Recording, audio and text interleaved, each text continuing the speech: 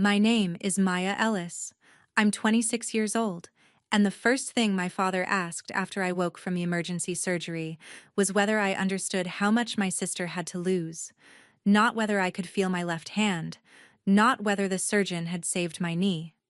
He leaned over my hospital bed, lowered his voice, and said, "We'll handle this at home. Keep quiet.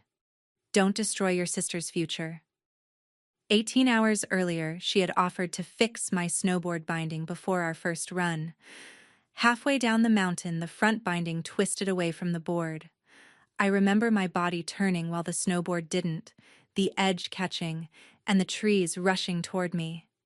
Now I had a fractured wrist, 3 broken ribs, a torn knee ligament, and enough doubt in my own memory to wonder whether I had imagined the loose screws. So I didn't argue with him. My mother cried beside the window. My sister sat with her hands folded, performing shock. My younger brother stared at the floor. Then the hospital door opened, and a county deputy walked in carrying a clear evidence bag. Inside, it was the action camera my sister had claimed was missing. A resort employee had found it buried near the run and turned it over with the memory card intact. The deputy said the recording began before my fall. My parents went pale. My sister's expression changed before he even pressed play. Minutes earlier, she had insisted I must have adjusted the binding incorrectly. Now she reached for my blanket and whispered, "Maya, please. You can't let this ruin me." That was when I understood she wasn't asking me to forgive a prank. She was asking me to help bury a crime. Before I tell you what her camera captured, and why my father suddenly stopped speaking, tell me what time it is where you are and where you're watching from. I want to see how far the truth she tried to bury can travel. To understand why she touched my board, I have to take you back 36 hours, to the drive from Denver to Beaver Creek in the Vail Valley for our annual family ski trip. My older sister, Brooke Ellis, was 29 and halfway through an MBA at the University of Denver. My father, Robert, introduced her as our future management consultant, even when nobody had asked. My mother, Linda, sold luxury homes and treated every family weekend like a listing photo. Coordinated jackets, restaurant reservations, and smiling pictures posted before anyone had time to argue. My younger brother, Jake, was 22, finishing EMT training and becoming less willing each year to play his assigned role as the harmless family comedian.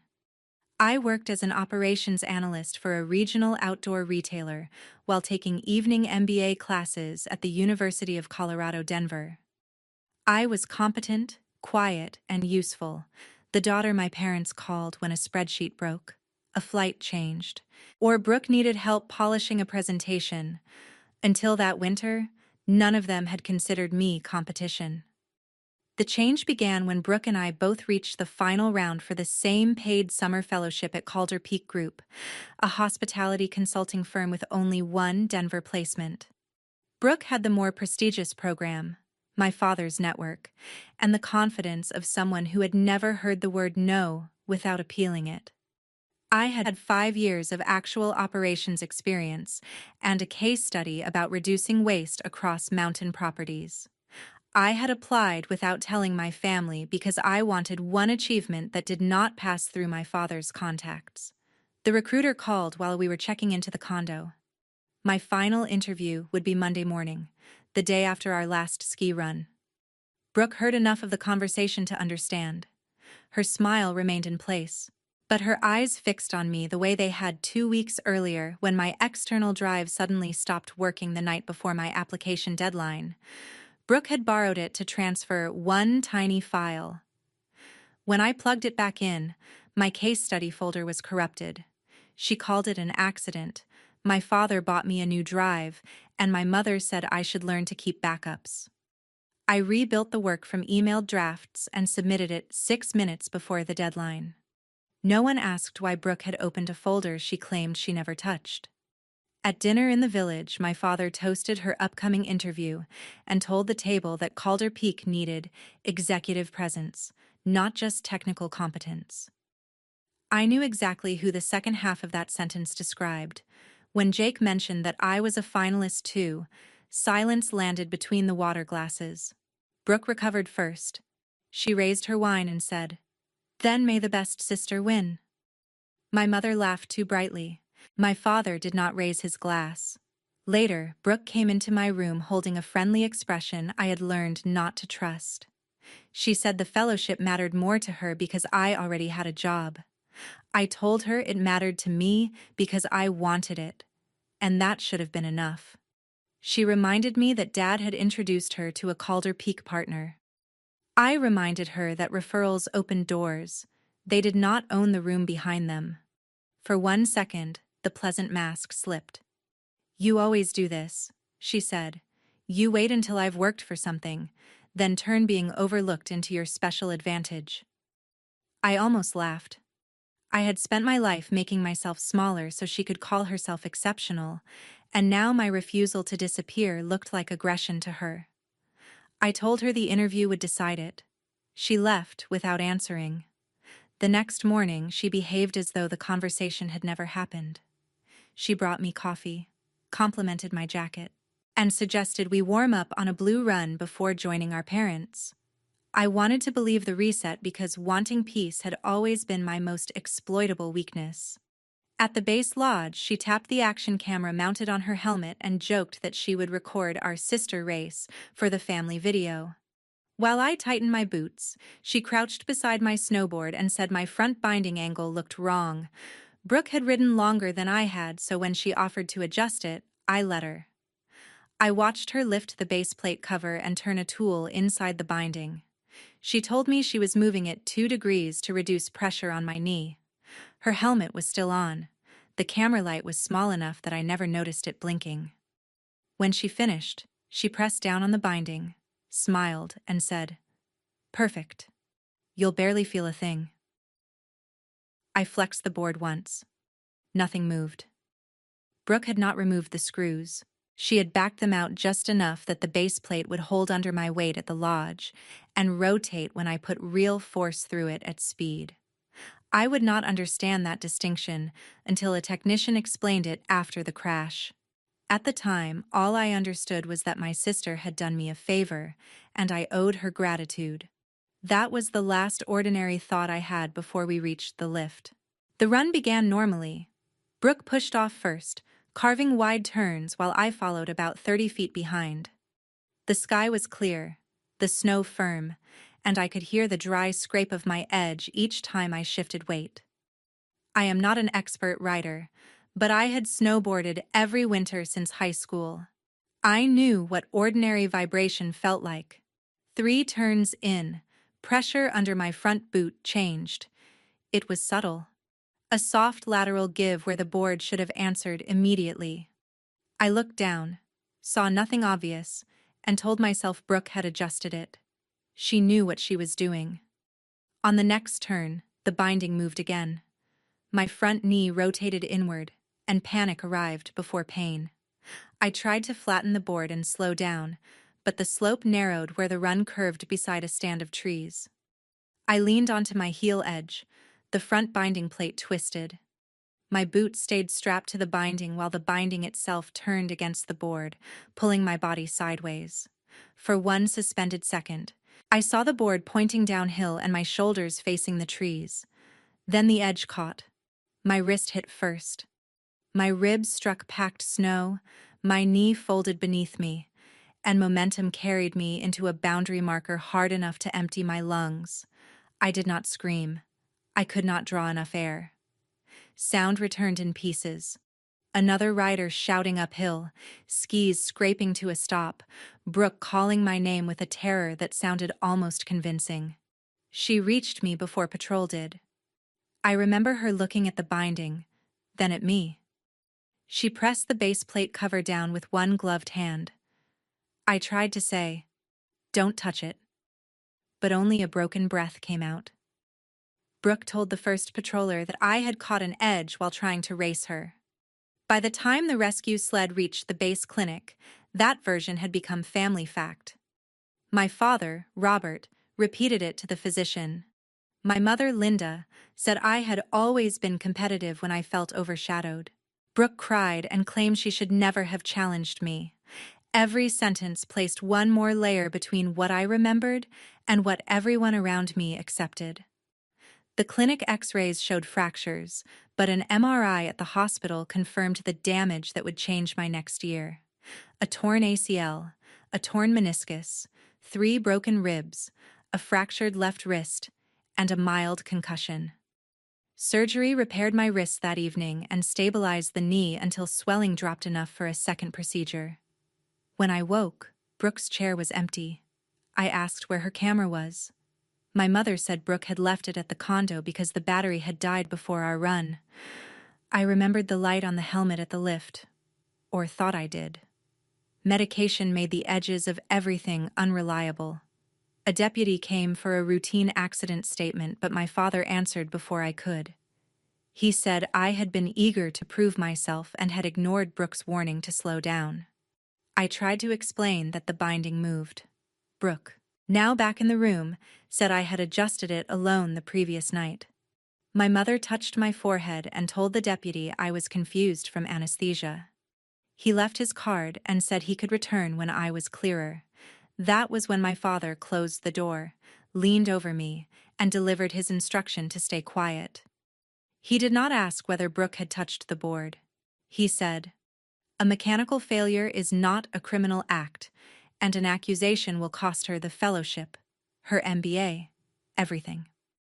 His certainty frightened me more than anger would have. It told me he had already chosen the outcome without needing the truth. My mother stood near the window, crying without smearing her makeup. She said Brooke had only been trying to help and that my pain medication was creating a darker version of the morning. Brooke took my hand and apologized, not for adjusting the binding, but for being too successful and making me feel I had to chase her. Their 3 voices worked together until my memory felt like a witness they could cross-examine into silence. I replayed the run. Perhaps I had tightened the wrong screw at home. Perhaps the camera light had been sunlight. Perhaps Brooke had knelt beside my board only to fix what I had already damaged. Gaslighting did not feel like someone inserting a lie into my head.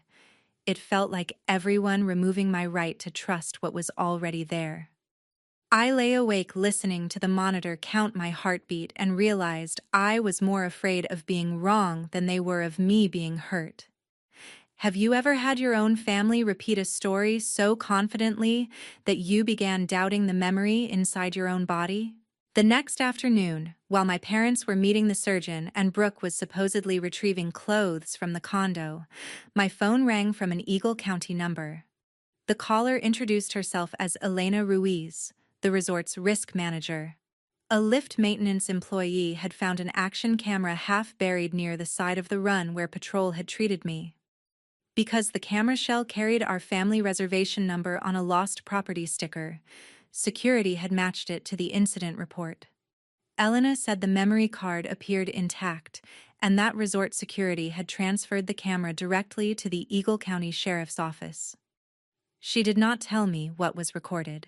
She only asked whether I had known anyone was filming before my accident. My mouth went dry. I said my sister had worn a camera, then asked if I could see the footage. Elena said a deputy would speak to me first because the file might be evidence. After the call, relief and fear arrived together. A recording could prove that my binding had been secure and make me look reckless. It could show Brooke adjusting it harmlessly and turn my suspicion into the jealous fantasy my parents had already described. Or it could confirm the thought I was barely allowing myself to form. I did not know whether the camera would pull me out of their story or bury me inside it. Jake arrived 10 minutes later carrying my charger and a paper cup of coffee I was not allowed to drink. Until then, my younger brother had avoided choosing sides. When I told him about the camera, his face changed. He admitted Brooke had returned to the mountain after I went into surgery. She told him she was looking for a dropped glove, but she had asked 2 patrollers whether anyone had found a little black camera. When Jake offered to help, she snapped that the battery was dead and there was nothing useful on it. That contradicted what my mother had told me about the camera being at the condo. Jake also remembered Brooke kneeling beside my board at the lodge. He had assumed she was adjusting it because she cared. I watched my brother understand, in real time, that the same gesture could mean something monstrous. I asked him not to confront anyone. Instead, he photographed my board where resort security had sealed it in storage, saved his text exchange with Brooke about the missing camera, and emailed both to the deputy listed on my card. It was the first deliberate act anyone in my family had taken to preserve my version of events. When my parents returned, I said nothing about the call. My father began rehearsing what I should tell Calder Peak about missing Monday's interview. An unfortunate sports injury, no family fault, a request to withdraw gracefully. I told him I had not decided to withdraw. Brooke came back after dark with wet cuffs on her ski pants and no clothes from the condo. She claimed the snow near the run had ruined her gloves while she helped patrol search for my phone. My phone was in my hand. She saw it, stopped speaking, and looked toward my father. He changed the subject. That small silence gave me more certainty than any confession could have. I pressed the deputy's card beneath my pillow and waited. For the first time since the crash, I was not waiting for my family to decide what had happened. I was waiting for evidence none of us could edit. The deputy arrived the following morning with Elena from Resort Risk Management and a digital evidence technician. My father immediately positioned himself between them and my bed, introducing himself as an attorney and asking whether Brooke was a suspect. The deputy, Mark Delaney, said he needed to speak with me about material recovered near the accident scene. My father answered that I was medicated and unavailable. I said, "I'm available." Those two words were the first decision I had made since the fall that nobody else had approved. Brooke stood near the door. My mother sat rigidly beside her, one hand locked around Brooke's wrist. Deputy Delaney placed the sealed camera on the tray table and opened a laptop containing a forensic copy of the memory card. He explained that the timestamp was continuous and that the original file had not been altered. The first clip showed the lift line, Brooke's gloves, and the edge of her snowboard. Then the camera angle dipped as she looked at my board. I saw my own hands tightening both bindings and pressing each base plate before I walked away to get coffee. 12 minutes later, Brooke approached alone. Because the camera was mounted on her helmet, every movement of her head followed her hands. She removed her right glove, lifted the cover of my front binding, and used the small tool from her jacket to turn each mounting screw counterclockwise. She did not loosen them randomly. She worked in a cross pattern, paused to press the plate, then backed 2 screws out farther. She replaced the cover and rocked the binding until it shifted. Her laugh was quiet, almost private. Then she murmured, "Let's see her make that interview with one leg." Nobody in the hospital room moved. On the video, a resort employee passed behind her, and Brooke immediately pretended to tighten the ankle strap. When he left, she loosened one final screw and said, "It only has to fail once." The clip continued through our lift ride. I heard myself thank her for helping. I heard Brooke say, "That's what sisters are for." The next file began after the crash. It showed her rushing toward me, looking down at the twisted base plate and pressing the cover closed before patrol arrived. Then the image spun as the camera tore from its mount and landed lens up in the snow. The last audio captured Brooke asking a patroller whether loose equipment could be thrown away because it might confuse the report. The screen went black. Brooke spoke first. It was a prank. Her voice was flat, as if naming it could shrink it. She said she wanted me to miss one interview, not tear my knee. Deputy Delaney asked why she had hidden her action camera. Brooke insisted she had panicked. He asked why she returned to search for it after telling us the battery was dead. She said she could not remember. My father pulled out his phone and announced that he was calling the firm's criminal defense partner. Deputy Delaney told him he was free to arrange counsel for Brooke, but he was not free to coach an adult witness or interrupt my statement. My father said the family would resolve the property damage and medical expenses privately. The deputy answered, "This is no longer a family dispute. The recording shows deliberate tampering followed by serious bodily injury." My father's phone remained in his hand, but for once his title could not turn reality into a negotiation. Brooke changed tactics. She moved toward my bed and began crying.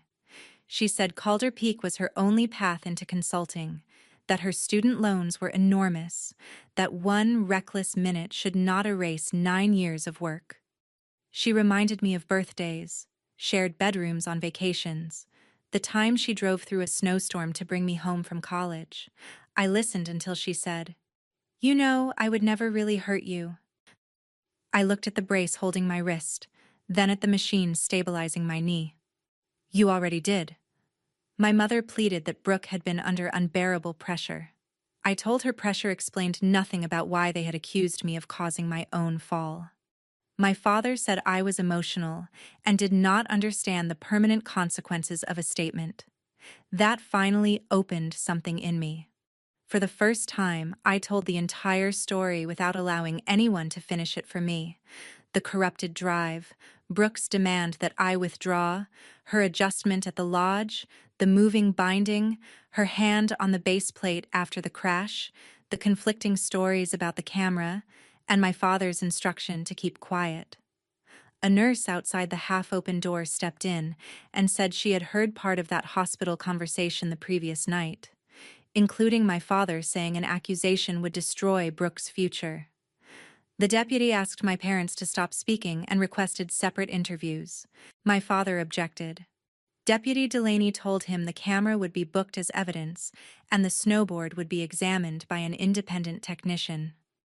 Then he asked whether I wanted to make a formal complaint. Brooke dropped to her knees beside the bed. My mother whispered my name like a warning. My father stared at me as though the next sentence would decide whether I deserved to remain his daughter. Maybe it did. I said, "Yes. I want my statement recorded and I want them out of my room." Hospital security escorted my family into the hallway. Jake stayed. Through the glass panel, I watched Brooke beg my father to fix it, and I watched him realize that the one witness he could not intimidate was the camera she had switched on herself. The recording had exposed her act, but my statement exposed the system built to protect it. That was the moment the revenge began. Not when Brooke cried, but when I stopped confusing her fear of consequences with remorse. The legal process took 14 months, and it was less dramatic than the hospital confrontation, but far more destructive to the life Brooke had planned. An independent binding specialist documented tool marks on all 4 front binding screws and confirmed that the asymmetric loosening made rotation predictable under carving force. Resort footage showed Brooke returning to the run after my surgery and searching outside the marked accident area. Her messages to Jake established that she had lied about the camera. The hospital nurse documented my father's attempt to influence my account. Calder Peak preserved emails Brooke sent after the crash, asking whether my absence would move her into the Denver Fellowship automatically. Those emails mattered because they connected the tampering to a benefit she tried to collect within hours of my injury. Brooke's lawyer first argued that she had meant to frighten me, not cause serious harm. The prosecutor's answer was simple. She deliberately disabled safety equipment on a mountain, sent me downhill, and joked that it only had to fail once. Faced with the video, the expert report, and a possible trial, Brooke pleaded guilty to felony second-degree assault and attempting to tamper with physical evidence. At sentencing, she read an apology that began with her stress, her loans, and our parents' expectations. The judge stopped her and said none of those things had placed a tool in her hand. I did not ask for the maximum sentence. I asked the court not to call calculated violence a sibling mistake. Brooke received 4 years, with eligibility for supervised release after serving the custodial portion required by her agreement, plus restitution for medical costs, not covered by insurance. She served 20 months before moving into a tightly supervised reentry program. The felony remained public. The university suspended her as soon as charges were filed and expelled her after the plea. Calder Peak removed both her application and my father's referral from its system. 2 consulting firms later withdrew entry-level offers after background checks. By the second year, Brooke was working night shifts at a commercial laundry that serviced Denver hotels, with a portion of every paycheck directed toward restitution. There was nothing shameful about honest physical work. The price for Brooke was that the polished future she believed entitled her to injure me no longer belonged to her. She had to wake each night and build a life without the resume, access, and family protection she had treated as more valuable than my body. My parents did not escape by calling themselves frightened. The district attorney charged my father with attempted witness tampering after the nurse's statement, my testimony, and messages he sent instructing Jake to support the accident narrative. He avoided jail through a plea, community service, and probation, but the conviction triggered an investigation by Colorado's Attorney Regulation Office. His firm placed him on leave when several corporate clients demanded new counsel. He eventually resigned before the partners could vote him out, and his license was suspended for a year and a day. When he became eligible to seek reinstatement, he had to prove rehabilitation at a public hearing. Two of his largest former clients submitted letters opposing it. The man who had warned me not to destroy Brooke's future had destroyed his own credibility with one whispered order and a dozen follow-up messages. My mother had not seen Brooke loosen the screws, but she had knowingly repeated a false account, called me confused, and told the first deputy that I had adjusted the binding myself. She pleaded to false reporting and entered a diversion agreement on an obstruction count. Her brokerage terminated her contract under its ethics clause. Sellers removed 7 high-value listings in 1 week. The charity board she chaired requested her resignation, and the local image she had curated for 20 years collapsed faster than any criminal sentence could have done. Legal bills and the uninsured portion of my care consumed their savings. They sold the Vale Valley condo, the stage for all those annual family photographs, to fund Brooke's defense, my civil settlement, and part of the court-ordered restitution. My father called the sale extortion. I called it the first time their money had been used to repair damage instead of conceal it. Jake moved out 3 weeks after the video surfaced. Our parents demanded that he retract his messages and say grief had confused him. He refused, cut contact for 11 months, and stayed with an EMT classmate's family. His decision cost him tuition support, so he worked overnight ambulance shifts and finished certification through a county grant. Watching him lose financial security for telling the truth showed me the cover-up had never been about protecting the family. It was about rewarding whoever obeyed. I had consequences too. 2 surgeries did not restore my knee overnight. I spent months moving from a wheelchair to crutches, then from crutches to a brace. I woke from dreams in which my binding turned and no one believed me.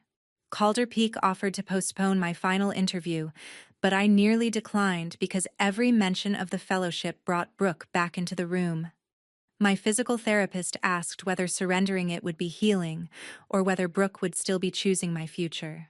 6 weeks after my second surgery, I completed the interview by video from my apartment, my brace visible beneath the desk.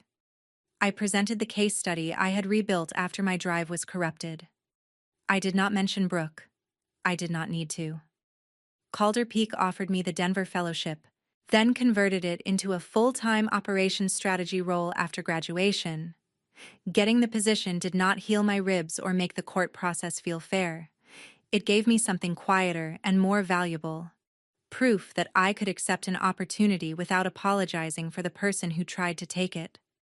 My parents appealed to me through relatives, framing every consequence as punishment I had chosen.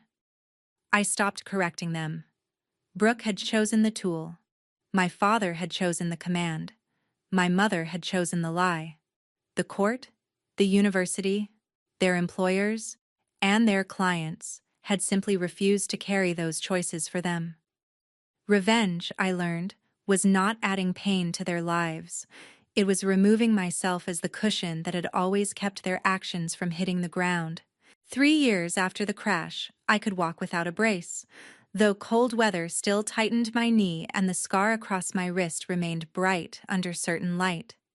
I stayed with Calder Peak and began designing safety and incident reporting systems for mountain properties. Jake became a paramedic and rebuilt contact with me long before he spoke to our parents. We did not pretend the family fracture was clean. We simply stopped calling dishonesty peace. Brooke sent her first letter from the re-entry program 11 months after sentencing. I returned it unopened because the outside of the envelope said she hoped I was ready to help us both move on. A year later, she sent another through my therapist. That letter named what she had done without mentioning pressure, competition, or our parents. She wrote that she had wanted to remove me from the interview because she believed my opportunity was theft from her. She admitted that after my fall, she searched for the camera before asking the nurse whether I was awake. I did not forgive her when I read it. I did allow one email every 3 months through a monitored account. Limited contact was not reconciliation.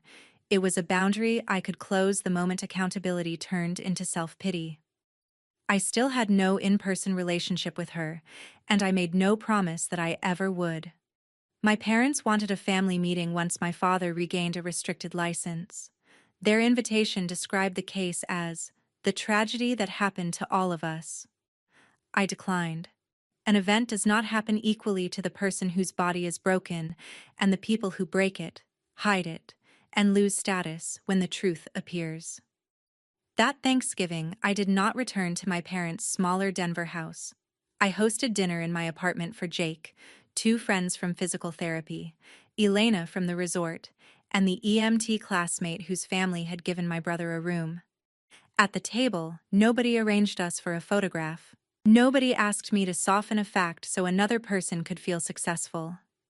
I looked around at the family I had chosen and understood that the camera had not saved me by speaking in my place forever. It had given me one undeniable minute in which to recover my own voice. Brooke lost her degree, her consulting future, her freedom, and the certainty that our parents could erase consequences. My parents lost the careers and social standing they had valued above my safety. I lost the illusion that blood automatically meant protection, and that loss became freedom. If you were me, would you accept an apology from someone who was willing to put you in a hospital just to secure one internship? Or would some choices end the relationship forever? Thank you for staying through every part of this fictional story. This video was created only for entertainment, education, and dramatic reflection. We hope to remind you that people who are used to your forgiveness may call you cruel when you finally choose distance. But refusing to repeat the same pain is not cruelty, it is self-preservation.